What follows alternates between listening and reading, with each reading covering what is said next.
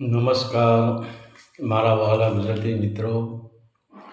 અલગ ધણી સાહિત્ય ચેનલમાં અર્જુન ડાભી આપનું સ્વાગત કરે છે.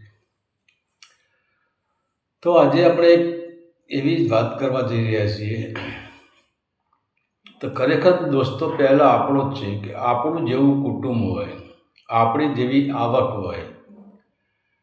આપણા કહેવત છે કે ભાઈ જેટલી ચાદર લોબી હોય એટલા જ પગ લોબા કરાય, અને જો ચાદરની બહાર પગ કાઢીએ તો 100% મચ્છર કરડવાના જ છે. તો આપણે પણ સમાજમાં આપણે જો કે આપણી કેપેસિટી પ્રમાણે જ આપણે દીકરીનો સંબંધ ગોતવો જોઈએ.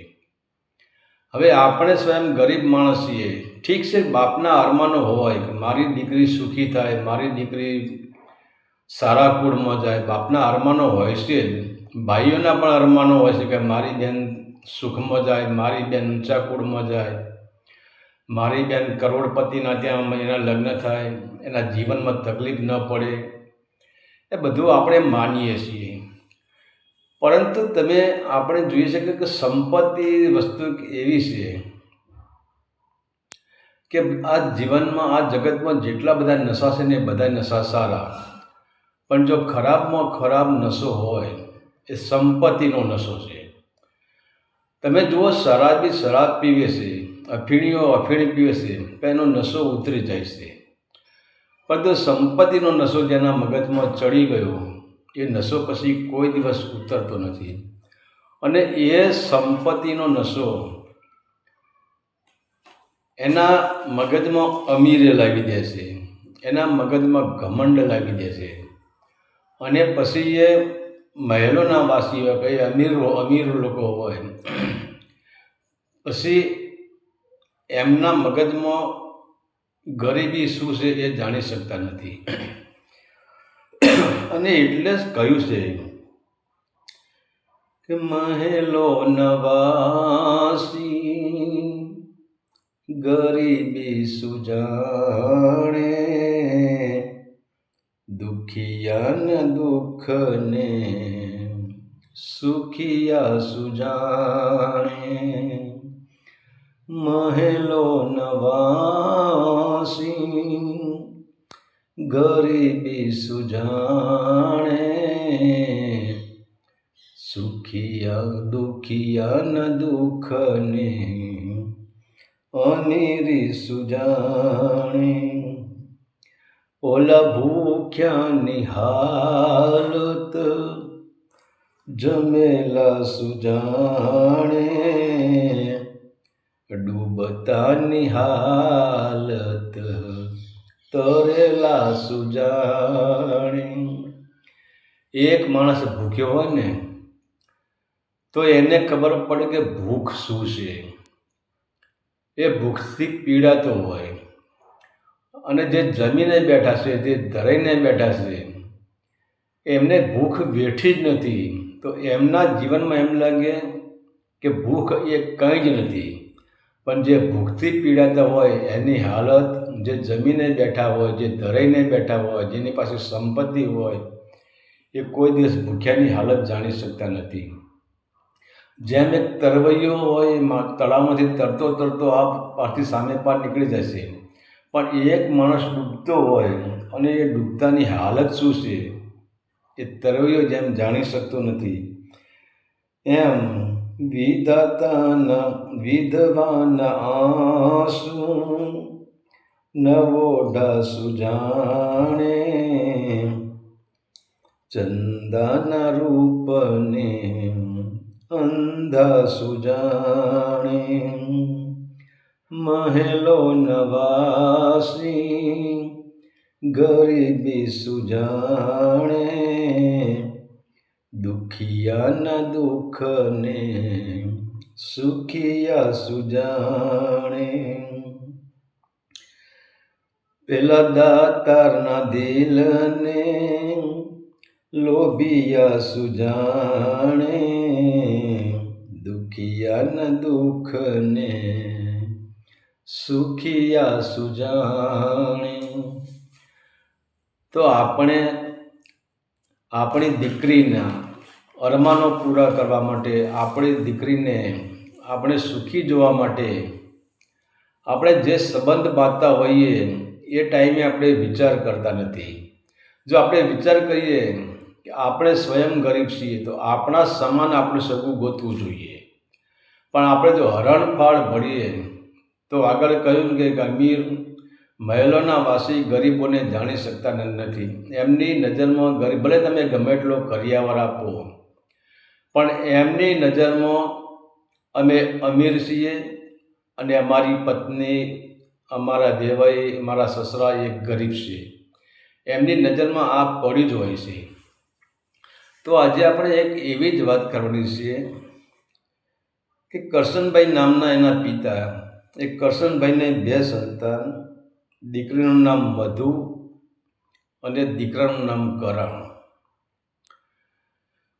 હવે બંને બાળકોનો જન્મ થયો. હવે કરશનભાઈનું ઘર એટલે 5-7 વીઘાના ચાહડા, કોઈ લાંબી એમની પાસે જમીન નથી, સાદું એવું મકાન, અને જ્યાં વાડી હતી એ 5-7 વીઘાની અંદર એક નાની વાડીને અહીંયા આ લોકો મકાન બનાવીને રહેતા હતા ગામથી થોડે દૂર. પરંતુ હવે બન્યું એવું કે બંને ભાઈ બહેનને સ્કૂલમાં દાખલ કર્યા એટલે મધુ ભણવામાં હોશિયાર હતી. તો કિરણને 7-8 ચોપડી સુધી કિરણ ભણ્યો. પછી એને મધુએ કહ્યું કે ભાઈ મારે આગળ ભણવું છે. તો બહેનના ભણતર માટે ભાઈએ સ્કૂલ છોડી દીધી અને એના બાપુજી એટલે કે કરશનભાઈના સાથે એ ખેતીમાં મજદૂરી કરવા લાગી ગયો. એને એક જ સપનું હતું, કંઈ કહીને મારી બહેનને હું ગણાવીને હોશિયાર બનાવું, એને મોટી બનાવું. અને કરશનભાઈનું પણ એ સપનું હતું કે જે થવું હોય થાય, પણ મારી દીકરીને ઊંચા કુળમાં, કોઈ સુખી ઘરમાં, કોઈ મહેલોમાં, કોઈ અમીરોમાં મારી દીકરીના હું લગ્ન કરી દઈશ. અને આપણે જોઈએ છે એક સમયને જતાં વાર લાગતી નથી. તો હવે આ બહેનના સુખ માટે ભાઈએ સ્કૂલ છોડી દીધી. બહેનના સ્કૂલ માટે ભાઈ મજૂરી કરવા લાગ્યો. અને ભાઈએ ઘણી વખત નાની ઉંમરમાં કામ કરવાથી ઘણી જ વખત ભાઈને તાવ આવી જતો, ઘણી વખત શરદી કે બીજી કોઈ તકલીફો થઈ જતી. તો મધુ એનો સારવાર કરતી, પણ ભાઈના અંદર એક જ ભાવના હતી કે મારી બહેનને સુખી મારી જોવી છે, કોઈ પણ પ્રસંગ થાય, કોઈ પણ કારણ થાય. અને છેવટે આ ભાઈએ એક બહેનના માટે પોતાનું બલિદાન પણ આપવું પડ્યું. તો હવે મધુની ઉંમર ધીરે ધીરે વધતી જાય છે. ત્યારે કરશનભાઈએ નક્કી કર્યું કે મારી મધુને કોઈ સુખી સંપત્તિવાળાને ત્યાં લગ્ન કરવા છે. ત્યારે એમના સમાજના અમુક માણસોએ વાત કરી, કરશનભાઈ તમારી આ જીદ ખોટી છે. કારણ કે આપણે જોઈએ છીએ કે જ્યાં સંપત્તિ છે ત્યાં ગરીબોની કિંમત નથી. પરંતુ કરશનભાઈને એક ઉમંગ હતો કે મારી દીકરી આટલી દેખાવડી છે, મારી દીકરી આટલી હોશિયાર છે, તો મારી દીકરીને મારે સુખી ઘરમાં જ લગ્ન કરવા છે. અને બન્યું પણ એવું. કરશનભાઈએ એક સુખી ઘરનો દીકરો જેનું નામ અશોક હતું, જે કરોડોમાં જે રમતા હતા, એ દીકરોને પસંદ કરી લીધો. અને દીકરીના લગ્ન, મધુના લગ્ન એક કરોડપતિના ઘર સાથે, એક સુખી, એક અમીર ઘરમાં કરવાનું નક્કી કરી દીધું. અને હવે અમને 5 વીઘા ચાહડા, અને તમે જુઓ તો જમીનના ભાવ તો અત્યારે છે, એ ટાઈમે કોઈ ભાવ જ નહોતો. અને એ ટાઈમે કહેવાય છે કે કરશનભાઈએ પોતાની 3 વીઘા જમીન ખાલસા કરી નાખી, એટલે કે વેચાણ કરી નાખી. અને દીકરીને કરિયાવર આપ્યો, દીકરીના લગ્ન કર્યા.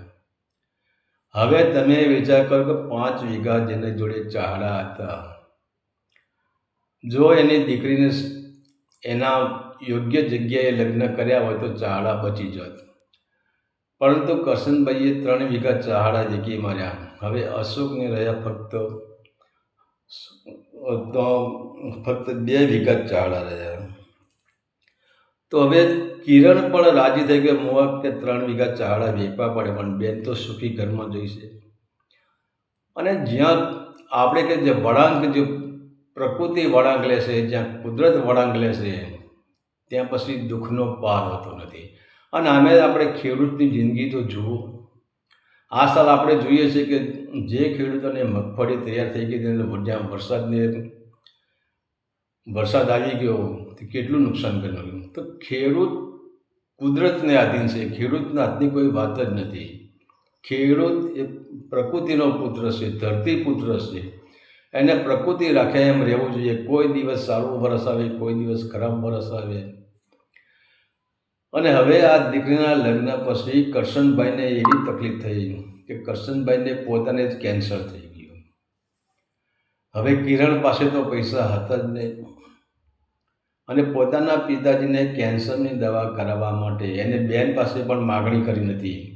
કારણ કે એને જોયું કે બેનને જ્યાં સાસરીમાં પગ મૂક્યો ત્યારથી જ એની સાસુ અને એના ઘરવાળાનો એને ત્રાસ હતો. તું ગરીબ ઘરની છે, તું મજૂરી વર્ગની છે. અને તમે નહીં માનો, એ મધુને સાસરીમાં નોકરિયાત તરીકે જ એની જિંદગી ગુજારવી પડતી હતી. એક કામવાળી તરીકે જ એની જિંદગી ગુજારવી પડતી હતી. કારણ કે અભિમાની માણસોને આ ગરીબ ઘરની દીકરીની કોઈ કિંમત જ નથી. અને એટલે કિરણે એની બેન પાસે કંઈ જ માગ્યું નથી, ફરિયાદ પણ કરી નથી કે બાપુજીને આમ છે ને તેમ છે. હવે જે 2 વીઘા એના ચાળા વધ્યા એ કિરણે પોતે પોતાના બાપનો કેન્સરની દવામાં વેચી માર્યા છે. કિરણ પોતે હાથે પગે થઈ ગયો છે. અને હવે આ બાજુ બન્યું એવું કે દીકરીને, જ્યાં આ મધુને, એને એક દીકરીનો મધુએ જન્મ આપ્યો. અને સમયને જતે ક્યાં વાર લાગે છે, મધુની દીકરી પણ 18 વર્ષની થઈ ગઈ. તો હવે દીકરીના લગ્ન લીધા, એટલે કે કિરણની ભાણીના લગ્ન લીધા. અને ત્યારે મધુ અને એનો પતિ અશોક એક VIP ગાડી લઈને કિરણના ઘરે આવ્યા છે. અને કિરણના જ્યાં બેઠો હતો ખાટલામાં, એની બાજુમાં એક નાનો ખુરશી પડી હતી. એ ખુરશી પર કંકુતરી મૂકે છે અને કહે છે, એના જીજાજી ખુદ કહે છે કે હે કિરણ, તારે અમારા ઘરની ઇજ્જત રાખવાની છે, તારે ધામધૂમથી મામેરું ભરવાનું છે. અને જો મામેરું ન ભરાય ને તો ક્યાંક ડૂબી મરજે, પણ અમારા ઘરે તું આવતો નહીં. હવે કિરણને તો કંકુતરી એક અગ્નિ જેવી લાગતી હતી. હવે પોતાની બહેને પણ હવે કહે શું, પોતાની બહેન ભાઈને શું કહે કે બહેન પણ લાચાર હતી. કારણ કે બેન પોતાના સાસરિયામાં નોકરાણી તરીકે જ જીવન જીવતી હતી. સમાજને લાગતું હતું કે મેં એને સુખી ઘરમાં લગ્ન કરાવ્યા છે, પણ ત્યાં બેન પણ દુખિયારી હતી. બેન કંઈ બોલી શકે એમ નથી. અને જો બેન બોલે તો બેનને ઘેર જઈને માર પડતો હતો, એટલે બેન પણ કંઈ બોલી શકતી ન હતી. હવે કિરણને તો કંકુતરી આપીને આ લોકો અહીંયાથી વયા ગયા. ધીરે ધીરે ધીરે ધીરે ધીરે એક દિવસ પછી બીજો દિવસ, એક દિવસ પછી બીજો દિવસ, સમય જેમ ટૂંકો થતો ગયો, છેવટે 15 દિવસ રહ્યા. ત્યારે કિરણે નક્કી કર્યું કે હવે શું કરવું, મારી પાસે કોઈ સંપત્તિ નથી, હું મામેરું ભરું ક્યાંથી. ત્યારે પછી એની બેન મધુનો અને એના જીજાજી અશોકનો ફોન આવ્યો, કિરણ મામેરાનું શું કર્યું? તો બેન કે ભાઈ તું આવજે. ત્યારે એના જીજાજી કે ના ભાઈ, મામેરું લઈને જ આવજે, અને એ પણ અમને શોભે એવું મામેરું લઈને આવજે. અહીંયા કિરણની સૂડી વચ્ચે સોપારી થઈ ગઈ છે. એક બાજુ બેનનું દુઃખ છે, અને કિરણે જો વિચાર કર્યો કે મારી બેનના સુખ માટે મેં સ્કૂલ છોડી દીધી, મેં બચપનથી હું મજૂરી કરવા લાગ્યો છું, અને મેં જ મારા પિતાને કહ્યું કે આપણી બેનને ઊંચા કુળમાં લગ્ન કરાવો. મારા કહેવાથી ઊંચા કુળમાં લગ્ન કરાવ્યા છે. તો મારે બેનનું દુઃખ તો ભાગવું જ પડશે. હવે શું કરું? ત્યાં કિરણને મામેરાનો છેલ્લો દિવસ આવી ગયો. ત્યાં ભાણીનો માંડવો પણ રોપાઈ ગયો. ત્યાં બધા VIP મહેમાનો પણ આવી ગયા અને ત્યાં મધુ, એની સાસુ, એનો પતિ અશોક ને આ બધા એના ઘરવાળા આ કિરણની રાહ જોઈને બેઠા કે મધુને કે તારો ભાઈ કેમ ના આવ્યો, તારો ભિખારી ભાઈ કેમ ના આવ્યો, તારો ગરીબ ભાઈ કેમ ના આવ્યો. અને જ્યાં આ વાત ચાલે છે ત્યાં 12 થી 1:30નો સમય થઈ ગયો છે. બધા જમી પણ રહ્યા છે અને એ જ ટાઈમે કિરણ બંને હાથમાં મોટી મોટી સુટકેસો લઈને મહેલના દરવાજે આવે છે અને ત્યાં મધુની નજર એના ભાઈ પર પડે છે, એના જીજાજીની નજર એના શાળા પર પડે છે. ત્યારે એ પણ વિચાર કરે છે કે આટલું બધું આ સુટકેસમાં શું લાવ્યો હશે. અને જ્યારે એમને પછી હરખથી સુટકેસ ખોલીને તો એક સુટકેસમાં સારામાં સારા એના જીજાજીના વસ્ત્રો, એની ભાણીના વસ્ત્રો, એની બેન માટે વસ્ત્રો, બેનની સાસુ માટે વસ્ત્રો, બેનના સસરાજી માટે વસ્ત્રો, એના કુટુંબ માટે વસ્ત્રો અને સારા સારા દાગીના, પોતાની ભાણી માટે 7 જોડી સારામાં સારા કપડાં, VIP મામેરો લઈને આ ભાઈ પધાર્યો છે. અને ત્યારે તો પછી હરખથી મધુએ પોતાના ભાઈને ભેટી પડી છે, કિરણને ભેટી પડી છે, મામેરું વધાવી લીધું છે. પરંતુ ત્યાં પછી મધુ કહે છે, ભાઈ કિરણ, હવે તું આવ્યો છે તો હવે આ લગ્ન પૂરા કરીને જા. પણ કિરણ પોતાની વેદના જાણતો હતો. એ કહે, બેન, હું મારી ફરજ હતી મામેરાની, મેં મામેરું પૂરું કર્યું, હવે તો મને રજા આપો, હવે હું અહીંયા નહીં રહી શકું. એનું દુઃખ શું હતું એની આપણે પાછળથી વાત કરીશું. પણ ઘણો બધો અશોક પણ કહે છે કે કિરણ તું રોકાઈ જા. પણ કિરણની વેદના કંઈ જુદા પ્રકારની જ હતી. એ કેવી રીતે રોકાઈ શકે? અને કિરણે ત્યાંથી એના કુટુંબની, એની બેનની, એના જીજાજીની, એની સાસુની, એની સસરાની બધાની વિદાય લીધી છે. ત્યારે વિચાર તો કરો, ખાલી એક જ એની બેન મધુ એને ઝાંપા સુધી વળાવવા ગઈ છે અને આ મામેરાના લાલચુ જે કિરણ જે બેગો લાવ્યો હતો એ બેગો રૂમમાં લઈ જઈને ખોલવા માંડે છે. મને આ સાડી ગમે છે ને પેલી કે મને આ સાડી ગમે છે ને. અને એ જ વાત છોડો, જ્યારે એના જીજાજીએ કહ્યું કે નક્કી આ કોઈનું ગળું કરી નાખ્યું છે, આને ક્યાંક ધાડ પાડી છે, આને ક્યાંક ચોરી કરી છે, આને ક્યાંક દગો કર્યો છે, કંઈક આડું અવળું કર્યું છે, કે આટલું બધું મામેરું આ ભરે જ કેવી રીતે? આ ગરીબની પાસે ખાવાના ફાંફા છે, આના મામેરું લાવે ક્યાંથી? અને જ્યાં આ શબ્દો મધુ સાંભળી ગઈ તો મધુને પણ દુઃખ થયું છે, પણ હવે બોલી શકતી નથી.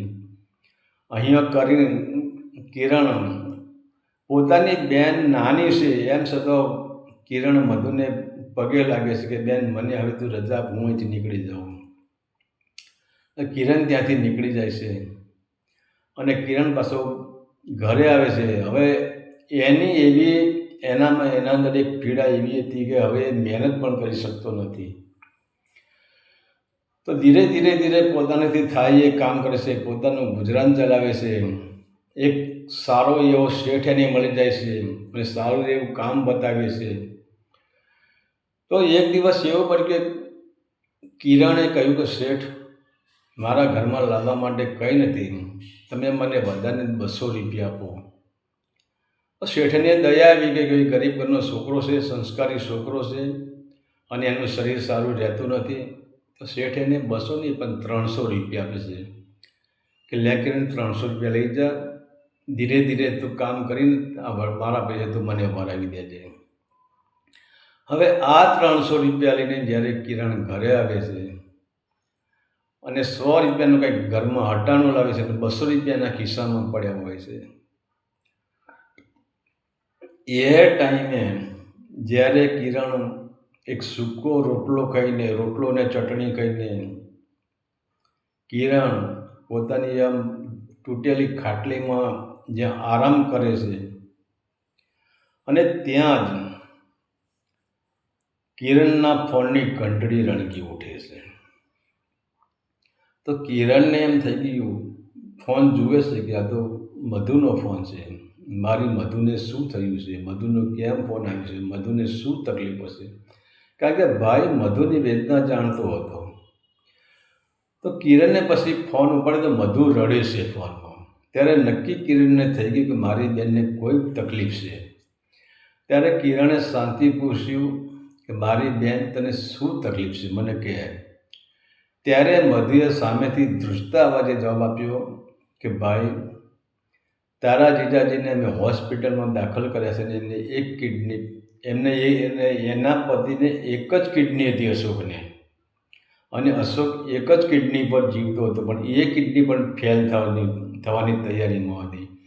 કે તારા જીજાજીને મેં હોસ્પિટલમાં દાખલ કર્યા છે ને આવી તકલીફ છે, એમાં કોઈ બચવાની કોઈ શક્યતા નથી. ત્યાં હવે વિચાર તો કરો, અડધી રાત્રે જ્યાં ફોન આવ્યો તરત કિરણ, એની પાસે તો કોઈ સાધન હતું નહીં. એ ટાઈમે એના ભાઈબંધની પાસે એક સાયકલ હતી, અને સાયકલ એટલે ત્યારે વીઆઈપી ગાડી જેટલું કામ એવું કહેવાય. પણ સાયકલ લઈને એ કિરણ માર ફાર કરતો બેનને સાસરીએ ગયા, ત્યાં દવાખાને ગયો છે. ત્યાં જઈને બેનને ભેટી, બેન શું તકલીફ છે, કે ભાઈ આવું થઈ ગયું છે. હવે ડૉક્ટરો ઉપરાપરી સૂચના આપે છે કે તમે ગમે તે કરો, થોડા ટાઈમમાં તમે કિડનીની વ્યવસ્થા કરો, નહીંતર તમારો દીકરો નહીં હોય, તમારો પતિ નહીં હોય.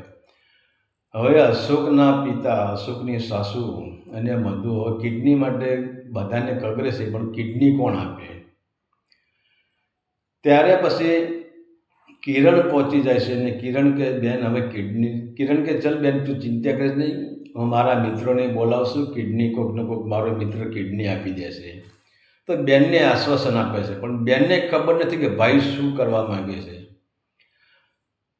કિરણ મધુને કહે બેન તું શાંતિથી બેસ, હું આવું છું.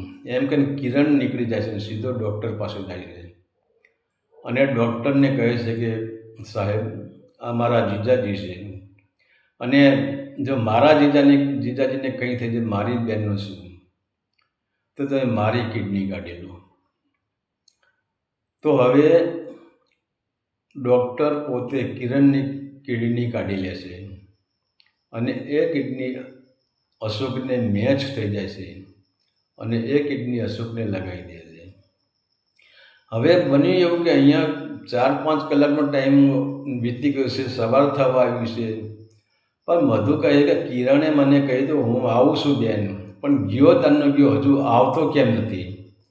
તો મધુ કિરણને ફોન કરે છે, પણ કિરણનો ફોન સ્વિચ ઓફ આવે છે. તો મધુને બહુ જ દુઃખ થાય છે કે મારા ભાઈનું શું થયું છે.